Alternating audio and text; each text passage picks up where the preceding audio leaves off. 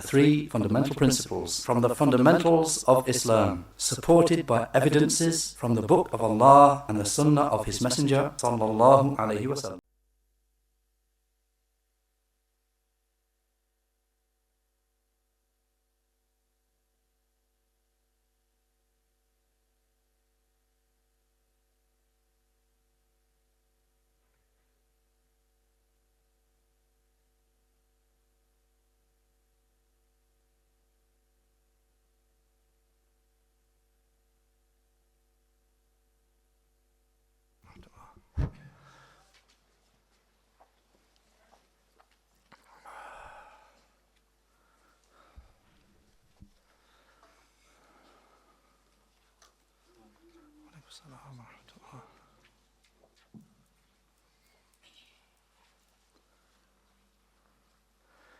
إن الحمد لله نحمده ونستعينه ونستغفره ونعوذ بالله من شرور أنفسنا ومن سيئات أعمالنا من يهده الله فلا مضل له ومن يضلل فلا هادي له وأشهد أن لا إله إلا الله وحده لا شريك له وأشهد أن محمدا عبده ورسوله. أما بعد, then to continue with al-usul al-thalatha, the three fundamental principles compiled by Shaykh al-Islam Muhammad ibn Abdul Wahhab rahimahullah, with the explanation of Shaykh Salih al-Fawzan hafidhahullah. Then last week we had the point beginning in the main text of the three principles. فَإِذَا قِيلَ لَكَ مَنْ رَبُّكَ فَقُلْ رَبِّيَ اللَّهُ الَّذِي رَبَّانِي وَرَبَّى جَمِيعَ الْعَالَمِينَ بِنِعَمِهِ وَهُوَ مَعْبُودِي لَيْسَ لِي مَعْبُودٌ سِوَاهُ. So if it is said to you, who is your Lord, who is your Rabb, then say, my Lord is Allah, who nurtured me and all of the creation with His favors. And He is the one whom I worship, and there is no other one whom I worship besides Him. Then before we continue, then in this version, the printed version of the explanation of Shaykh Salih al-Fawzan, there is a part of the text which is missed out from the text. Obviously it's included in the explanation, but which may result, the fact that it's missed out from the text, may result in some people finding it difficult to understand why suddenly the ayah was brought in, Alhamdulillahi Rabbil Alameen. The second ayah of Surah Al-Fatiha, why this suddenly jumped into the explanation here. And the reason, of course, is because in the text, this was brought as the evidence for what Shaykh al-Islam had just said.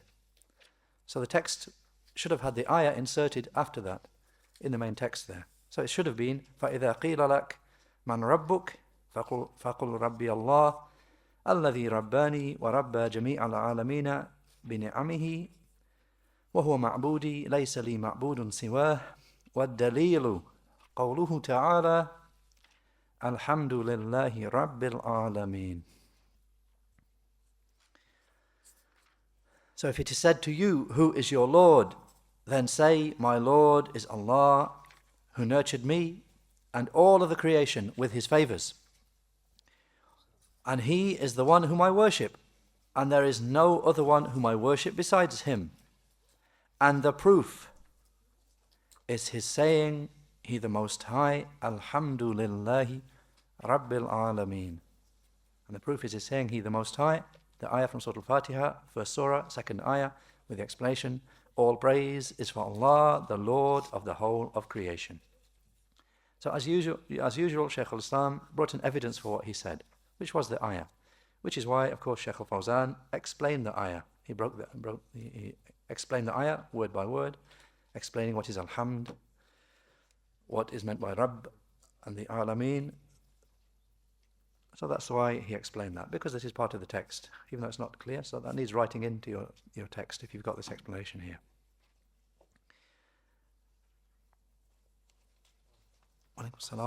Something we didn't note at the time, an extra word that occurs in the text. Sometimes there are words missing from the text here. Sometimes there are extra words inserted in the text, One of them being on page 52 of this Lebanese edition,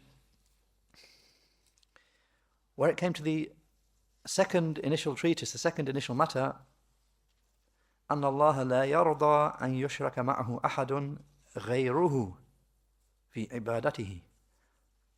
The second matter, that Allah is not pleased that anyone else should be associated with Him in worship. And this word غيره, it only occurs in this version which Shaykh al-Fawzan has his explanation upon. It only occurs in that version. The other versions don't have that word there, غيره. So obviously somebody has memorized the book from before, and they'll probably not recognize that word being there. And it's because it doesn't occur in other editions. The other editions just have أن الله لا يرضى أن يشرك معه أحد في عبادته.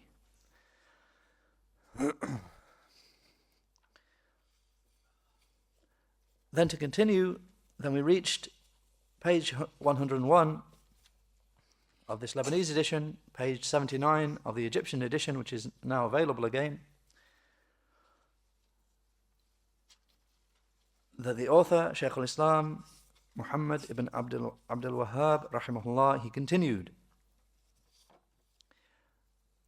وَكُلُّ مَا سِوَى اللَّهِ عَالَمٌ وَأَنَا وَاحِدٌ مِنْ ذَلِكَ الْعَالَمِ. And everyone besides Allah is an alam, and everything besides Allah is a created being, and I am one of those created beings. The point that everything besides Allah, having just explained that Allah is the Rabb, the Lord and nurturer of the alameen, of every alam. Then Shaykh al-Islam mentions what this word alam, which is in the plural being alameen, being everything, as he said, everything besides Allah is alam. And I am one of those, one of that alam, one of those created beings. Shaykh al-Fawzan, hafidhahullah, he said in explanation, then the Shaykh, rahimahullah, he explained the manner in which this ayah is used as an evidence. Obviously referring back to the ayah that came last week, the second ayah of Surah Al-Fatiha. Alhamdulillahi Rabbil Alameen. The explanation that all praise is for Allah, the Lord of the whole of creation. So Shaykh al-Fawzan says here, then the Shaykh, rahimahullah, explain the manner in which this ayah is used as evidence. So he's saying, وَكُلُّ مَا سِوَى اللَّهِ عَالَمٌ, and everything besides Allah is an alam, is a created being.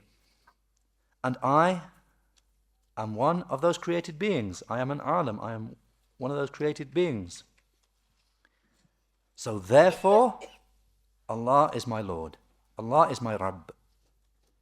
Because he said, because Allah is Rabbul Alameen. Allah is the Lord of all of the Alameen. Allah is the Lord of all of the created beings. And I am one of the Alameen. I am one of the created beings. So no one is able to say, I have a Rabb, I have a Lord, besides the Lord of the Alameen, besides the Lord of the creation. Neither an unbeliever nor a Muslim. This will not be possible ever, and no person with intellect will say it. The Shaykh said, this is a proof for the rububiyyah. This is a proof for the lordship of Allah, the Mighty and Majestic. And since He is the Rabbul Alameen, since He is the Lord of the whole of the creation, then therefore He is the one deserving worship.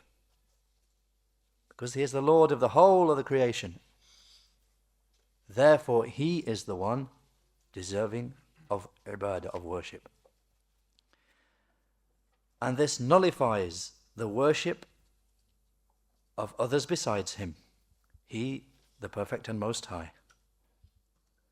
And therefore, after After it, he said, إِيَّاكَ نَعْبُدُ وَإِيَّاكَ نَسْتَعِينُ. Of the same surah, Surah Al-Fatiha, the first surah, ayah 5.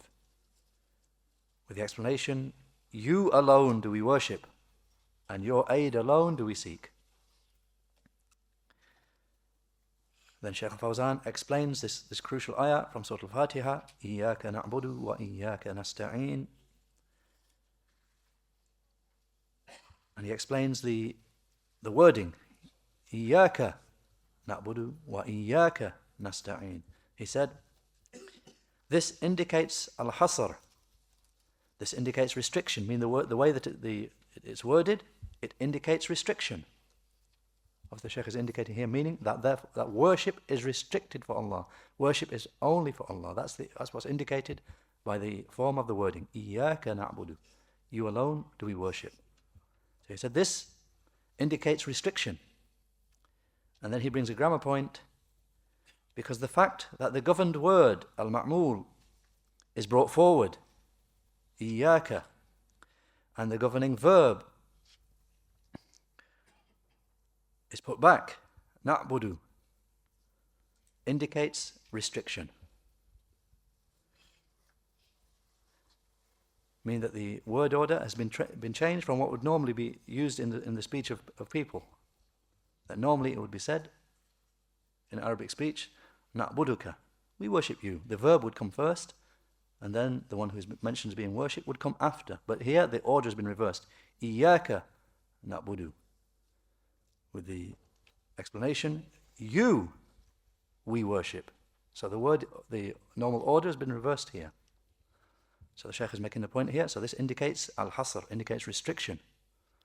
He said, so إِيَّاكَ, you, na'budu, we worship, is different to na'buduka. It's different to just saying na'buduka, we worship you. Because saying na'budu, we worship, this is merely affirmation. I mean, if it were to be said, na'budu, na'buduka, we worship you, all that would mean was affirmation that we worship the one that we're mentioning that we worship. A mere affirmation. But it would not be a denial and a negation of the worship of others. So the Shaykh said, however, إِيَّاكَ نَعْبُدُ. However, the wording as it occurs in the ayah, with the explanation, you we worship. This includes an-nafi wal-ithbat. This includes negation and affirmation. Meaning, لا نعبد غيرك. We do not worship anyone else besides you. I mean, when the phrase is put like this, إِيَّاكَ نَعْبُدُ, then it means you alone we worship. We worship you, an affirmation of the worship of Allah, and negation of worship of anything besides Him. That's understood from the form of the wording. The word order is changed from what's normally found in the language. So this indicates something. And the Shaykh is saying it indicates al-hasr, restriction of worship, that we have affirmation of worship for Allah, and a negation of worship for anything besides Him.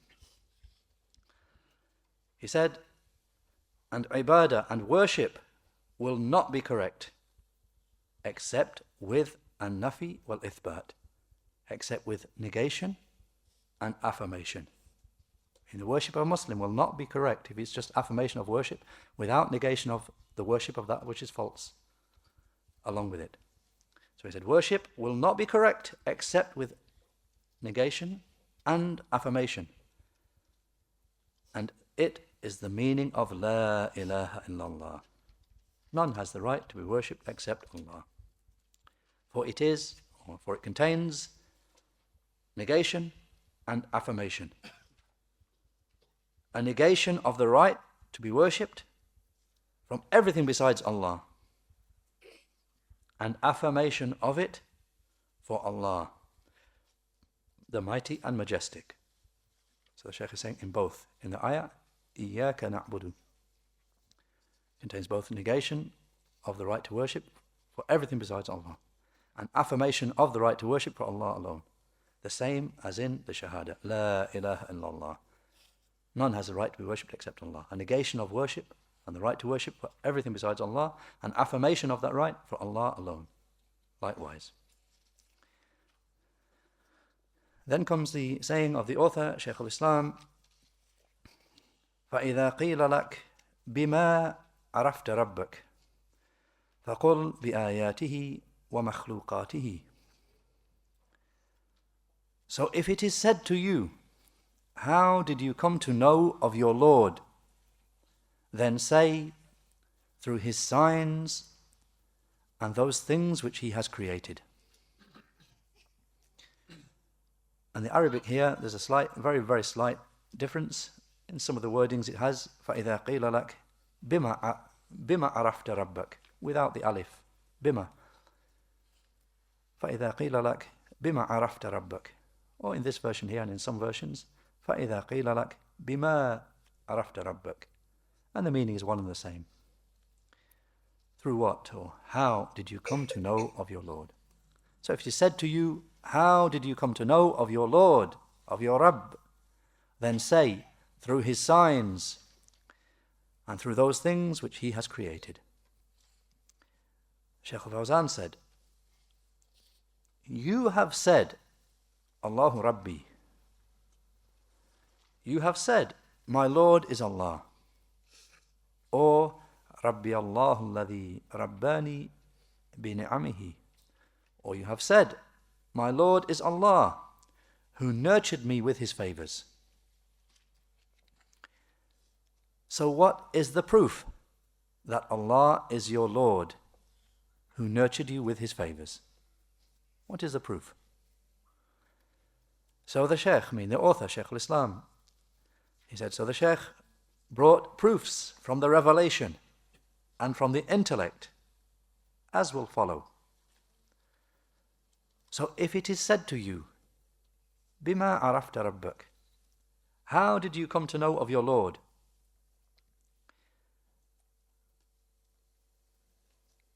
The Shaykh said, because whoever claims something, this is a fair question. If you've made a statement, my Lord is Allah, the one who nurtured me through his favors, then it's fair that someone can raise the question, how have you come to this knowledge? How have you arrived at this? It's a fair question. The Shaykh makes the point. Because whoever claims something, then he must establish proof upon his claim. And now you, O Muslim, you have claimed, my Lord is Allah, the one who nurtured me through his favors. So what is the proof for that claim of yours? How have you come to know about your Lord? And then the Shaykh makes the point, so he made the point. So whoever claims something, he must establish proof upon his claim. And then he quotes the famous line of poetry, وَالدَّعَاوَى إِذَا لَمْ يُقِيمُوا عَلَيْهَا بَيِّنَاتٍ أَهْلُهَا عَدْئِيَاءُ. And claims, if the people do not establish proof for them, then their people are mere claimants. Their people are mere claimants. Whatever claims that people make, if they don't establish proof for that claim, then they're just people making a claim with no evidence to back it up. So the Shaykh said, everyone who makes a claim must establish the proof for his claim. Otherwise, his claim will not be correct. You have said, my Lord is Allah, who nurtured me and nurtured the whole of the creation through his favors. What is the proof? Then say, the proof is his signs and those things which he has created, his ayat and his makhluqat, his signs and those things which he has created. Then Shaykh al-Fawzan explains what is meant by this. He explains the first word, al-ayat, his signs. He said signs, al-ayat is the plural of ayah. And the word ayah in the language is a sign showing something and indicating something. Just as he, sallallahu alayhi wasallam, said, ayatul munafiq thalath. That the Prophet sallallahu alayhi wasallam said in the beginning of the hadith, the ayah of the munafiq, the ayah of the hypocrite is in three. The sign of the hypocrite lies in three. Shaykh al-Fawzan said, meaning his sign, the sign, that which points him out. In a footnote, they mention this hadith, obviously this being in the beginning of the hadith, Ayatul Munafiq Thalath, the sign of the hypocrite is in three.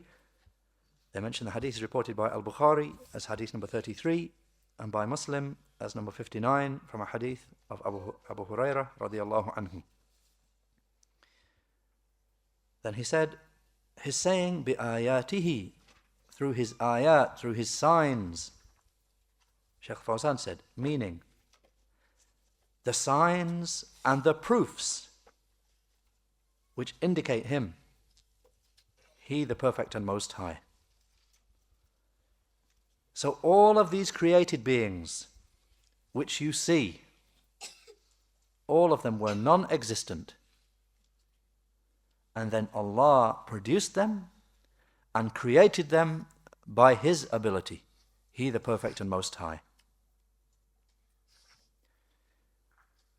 And from them are created beings which are constantly renewed, such as plants and the newborn, and things which were not present, and then they came about. And you look at them, you look upon them. Who is the one who created them? He is Allah, the perfect and most high. Do they create themselves? Did anyone from mankind create them?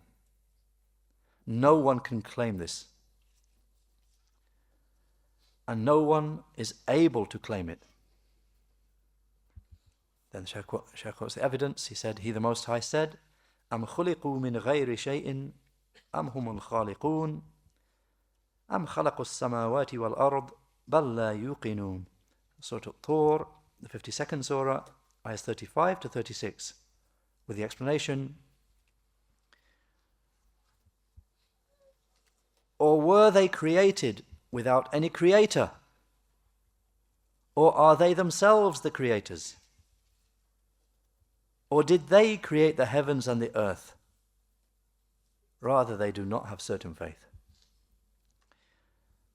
Shaykh al-Fawzan said, these things existing in creation, these things did not produce themselves,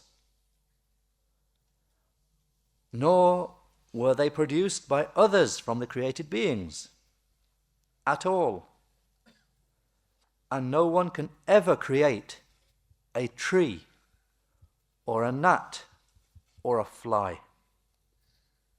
Then the Shaykh quotes the ayah, إِنَّ الَّذِينَ تَدْعُونَ مِن دُونِ اللَّهِ لَن يَخْلُقُوا ذُبَابًا وَلَوْ اجْتَمَعُوا لَهُ. Surah Al-Hajj, the 22nd surah, ayah 73, with the explanation,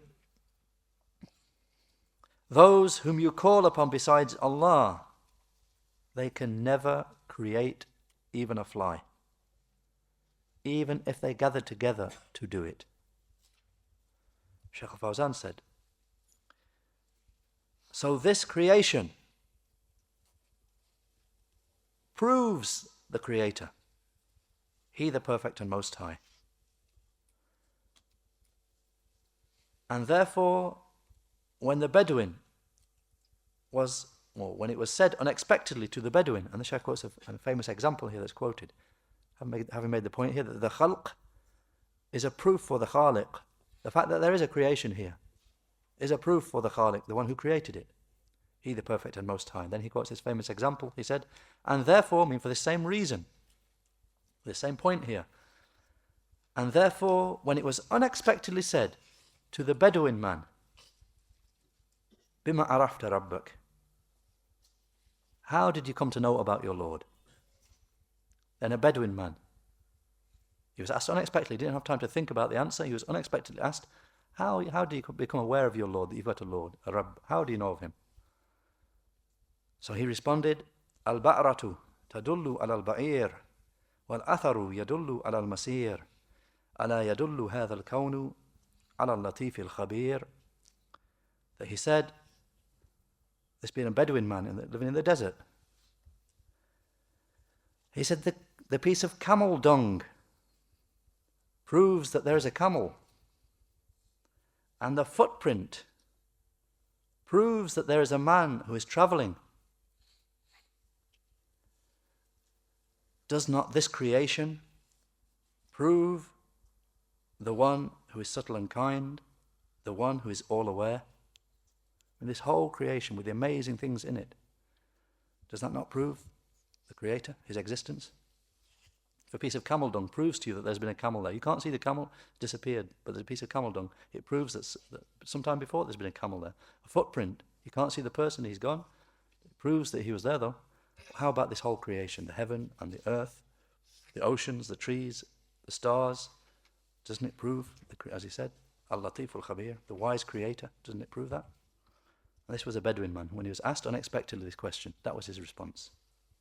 Shaykh al-Fawzan said, so when you see a footprint upon the ground, does it not prove to you that someone has walked upon this ground? If you see a piece of camel dung, does it not prove to you that there are camels upon this land, or that a camel has passed by? A piece of camel dung proves that there has been a camel, and a footprint proves that somebody has passed by. And that's where Shaykh al-Fawzan in his explanation of that point, just as a side point in addition, then the Shaykh, is one of the Khatibs in Medina, Shaykh Abdul Muhsin al-Qasim, mentioned something, a point in his explanation here. He said, at-tafakkur, reflecting upon the creation, increases Iman. Continuing upon this point here, he said, reflecting upon the creation increases one's Iman and connects the heart to Allah. Ibn al-Qayyim, rahimahullah, said,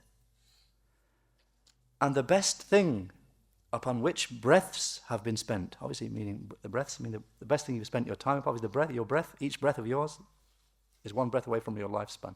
Your life and your lifespan. But literally the breaths. So he quotes Ibn al-Qayyim, rahimahullah, that he said, the best thing which breaths have been spent upon is reflecting upon the signs of Allah and the amazing things which He has created, and moving on from it to connection of the heart and one's aspiration to Him, to the exclusion of everything from His created beings. The end of the quote. The best thing you can spend the time upon is reflecting upon the signs of Allah and the amazing things which He has made. But not stopping there, not just being amazed at that, rather moving on from that to connection of the heart to the one who created these things and the one who placed these signs. Connecting one's heart to Him and one's aspiration to Him, to the exclusion of the creation.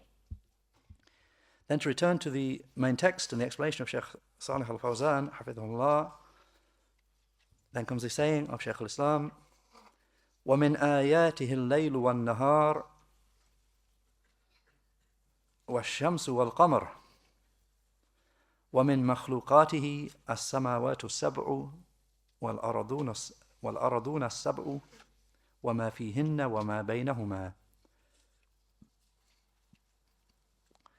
And from His signs are the night and the day, and the sun and the moon. And from that which He has created are the 7 heavens and the 7 earths, and whatever is within them and whatever is between them. Shaykh al-Fawzan said in explanation, his saying, وَمِنْ آيَاتِهِ اللَّيْلُ وَالنَّهَارُ وَالشَّمْسُ وَالْقَمَرُ, and from His ayat and from His signs are the night and the day, and the sun and the moon. Shaykh al-Fawzan said, so the ayat, the signs, the signs of Allah, the ayat are of 2 categories. And then Shaykh Fawzan explains the two categories of ayat, signs of Allah. The first category is ayatun kawniyah,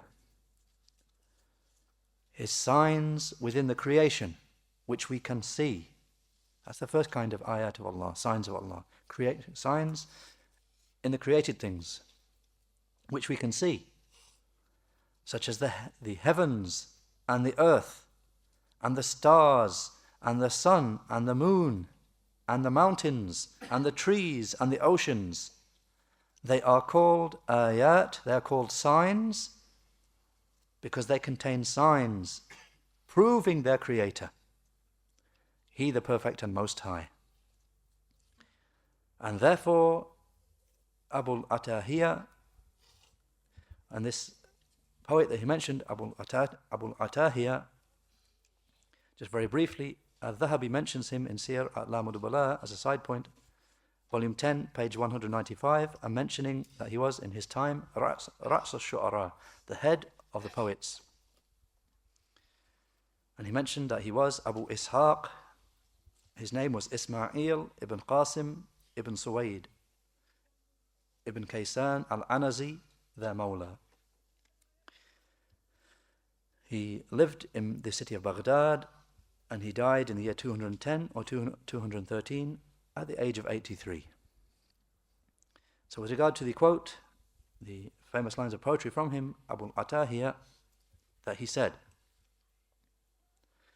فَيَا عَجَبًا كَيْفَ يُعْصَى الْإِلَهُ أَمْ كَيْفَ يَجْحَدُهُ الْجَاحِدُ وَفِي كُلِّ شَيْءٍ لَهُ آيَةٌ تَدُلُّ عَلَى أَنَّهُ وَاحِدٌ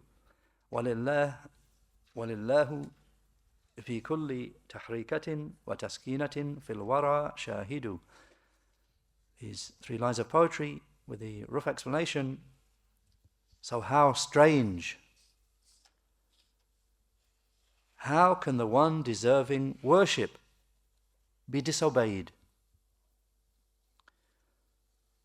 Or how can the one who denies him deny him? Or how can the one who denies deny him?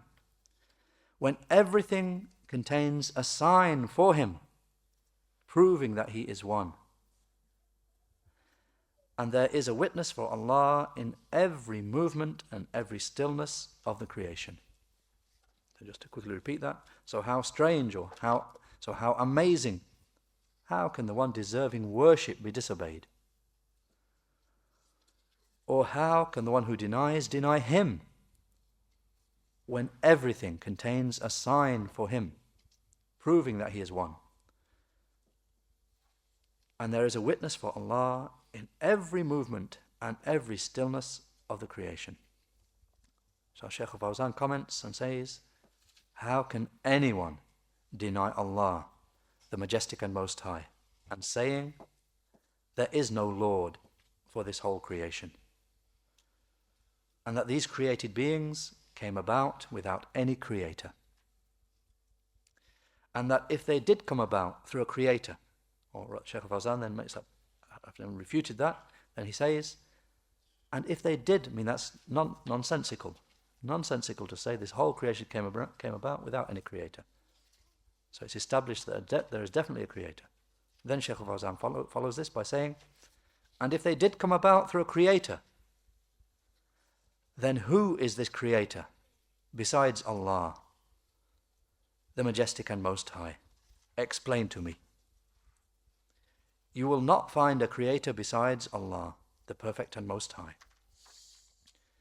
Then Shaykh Fawzan quotes the ayah, أَمْ جَعَلُوا لِلَّهِ شُرَكَاءَ خَلَقُوا كَخَلْقِهِ فَتَشَابَهَ الْخَلْقُ عَلَيْهِمْ قُلِ اللَّهُ خَالِقُ كُلِّ شَيْءٍ وَهُوَ الْوَاحِدُ الْقَهَّارُ.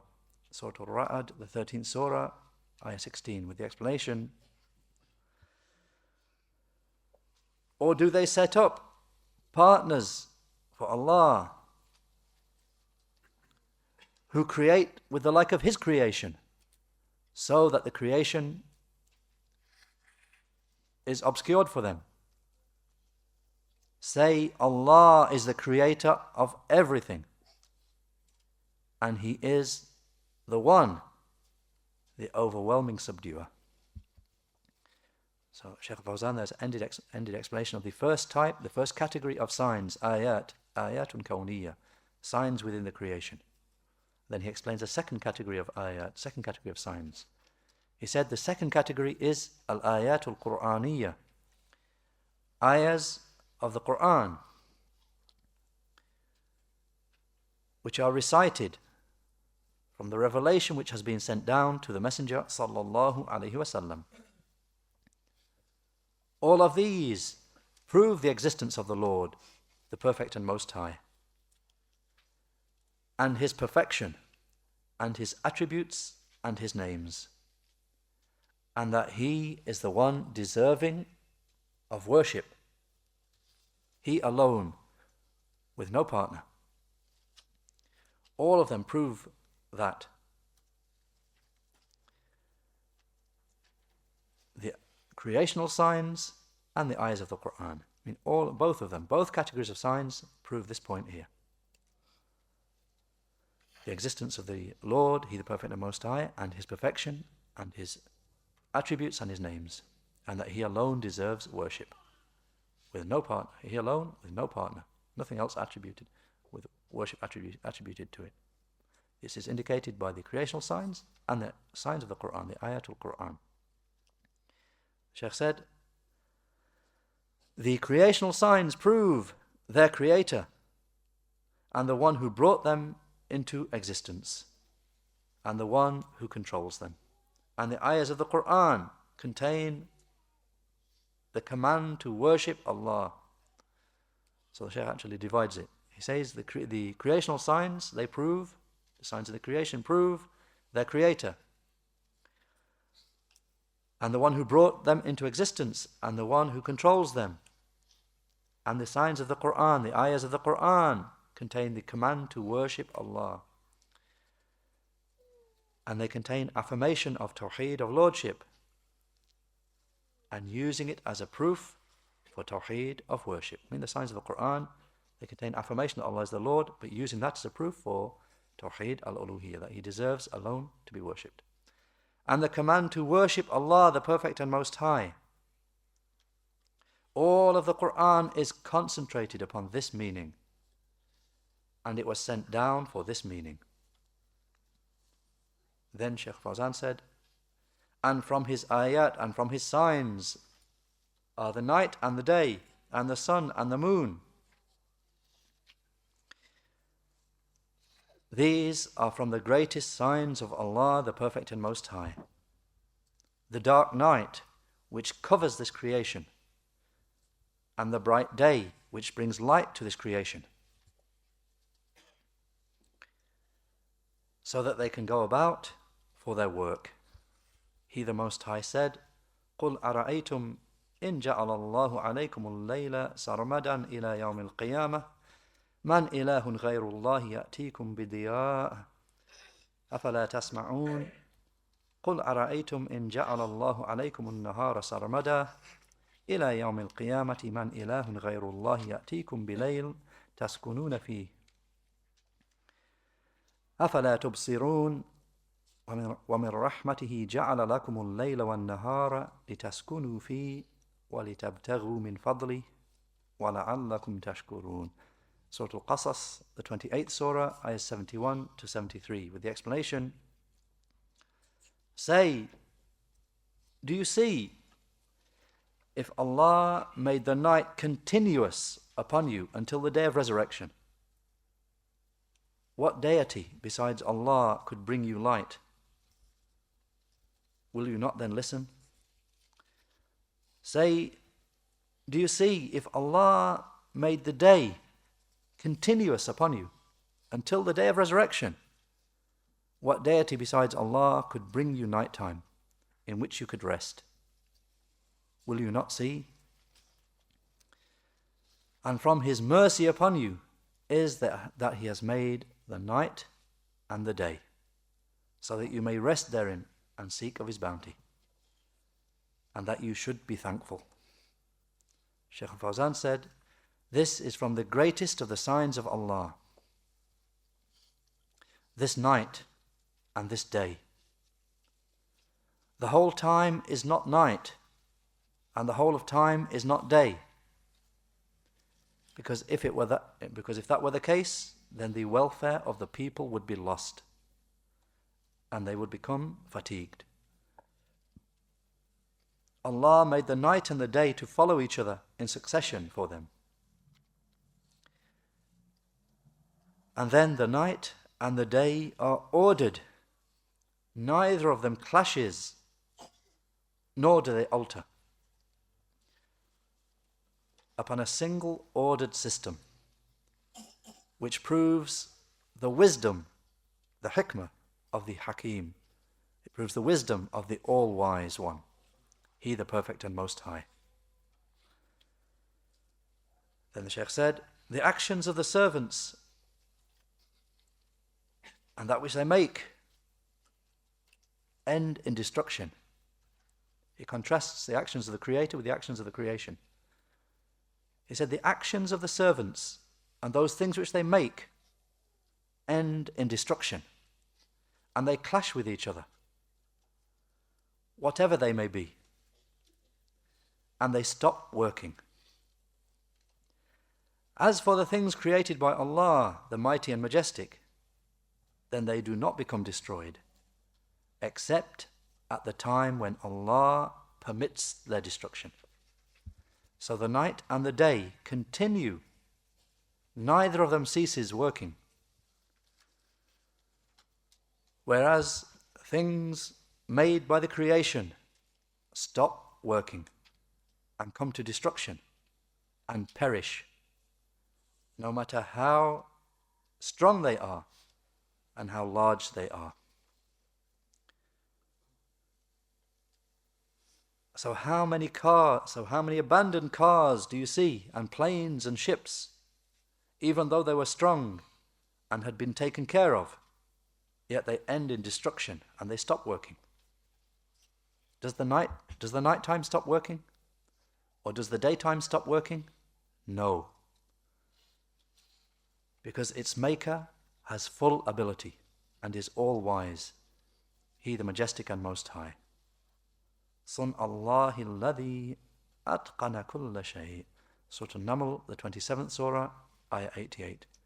With the explanation, the creation of Allah, who has made everything firmly and precisely. Walhamdulillah, wa sallallahu ala Muhammad. And then following this, obviously this section carries on. A section comes, which Shaykh al-Fawzan has given a heading to, Ad-Dalilu ala Rububiyyatihi wa Ilahiyyatihi subhanahu wa ta'ala. The proof for His Lordship and His divinity and right to worship, He the Perfect and Most High. So we'll leave that till next time, inshaAllah. Any clarifications, catch me after, inshaAllah. سبحانك اللهم وبحمدك أشهد أن لا إله إلا أنت أستغفرك وأتوب إليك.